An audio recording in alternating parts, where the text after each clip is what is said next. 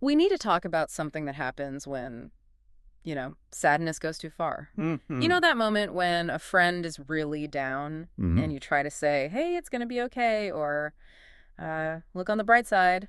And it just falls completely flat. All's flat. It feels like it actually makes things worse. It does make things worse because you're treating the wrong condition. We tend to lump all of that feeling down into one big bucket. Yeah. But there is a huge physiological difference Mhm. between being sad and being in despair. Wait, isn't despair just extreme sadness? Like sadness turned up to 11? You'd think so, but no. Yeah. Sadness, even grief, is actually a very active state. Active. Yeah, if you're grieving or you're just exhausted, you're feeling things, you might cry, you might scream, there's energy there. Okay. Despair is different. It's the complete absence of that energy. Oh. The source we're looking at defines it as a collapse of possibility. A collapse of possibility.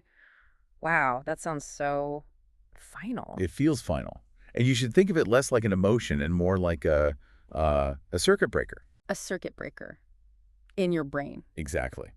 When the system gets overloaded, too much disappointment, too much trauma, the nervous system doesn't just get sadder and sadder. It trips the breaker. It just shuts down. It shuts down the power to save the wiring. So it's a defense mechanism then.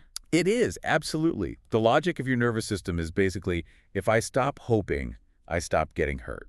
If I expect nothing, I'm safe. Precisely. Okay, that makes a weird kind of sense. It's your body going on strike to protect you. But the problem is, if the power's out, you're stuck in the dark. Right. And that protection becomes paralysis.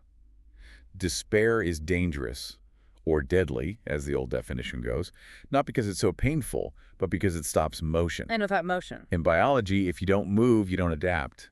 If you don't adapt, you die. Okay, but here's where I get stuck.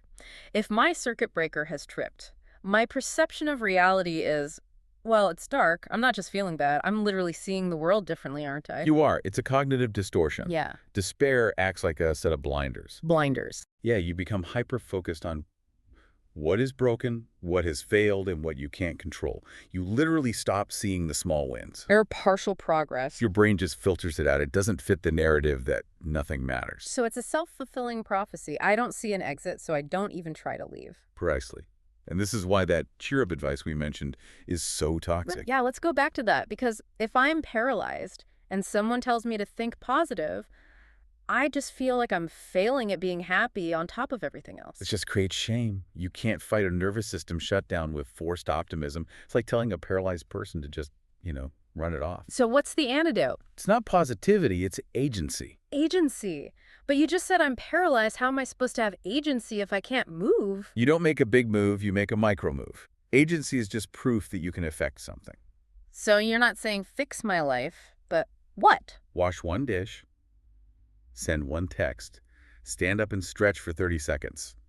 It sounds trivial, I know. It does sound small. But you are proving to your nervous system that you still exist, and you can still change your environment, even in a tiny way. Small evidence of influence rebuilds the belief that you aren't helpless. It's like flipping the breaker back on one tiny switch at a time. And you don't have to do it alone. Despair thrives in silence. It convinces you that you are totally isolated. Right. Just saying to someone, this feels impossible right now, and having them just listen without trying to fix it, that can interrupt the cycle. That feels so important. We don't need to be fixed. We just need to be heard. It breaks the echo chamber. Because despair also tries to collapse time. It tells you that how you feel right now is how you will feel forever. Which is logically false, but it feels so emotionally true in the moment. Of course, but nothing is permanent. States change, systems reboot.